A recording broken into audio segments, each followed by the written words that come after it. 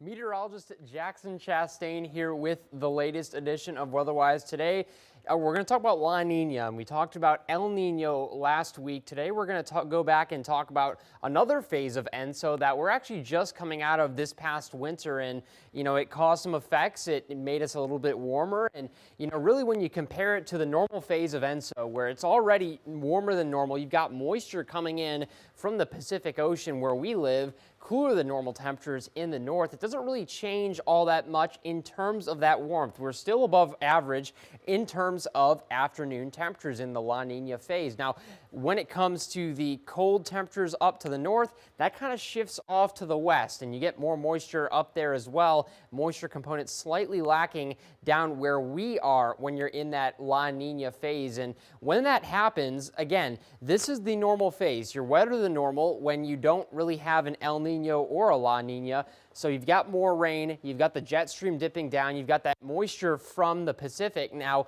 once you get into La Nina, that's where things change, because as you saw earlier, you got no moisture coming in from the Pacific, and so you're drier than normal really in the southeastern and southwestern U.S., where you're getting more rain and more precipitation up in the places like the Midwest and the Pacific Northwest. So a little bit of a shift there, and if you're looking for snow, you might go into the Pacific Northwest where you have those below average temperatures and you got more moisture. So something to think about there.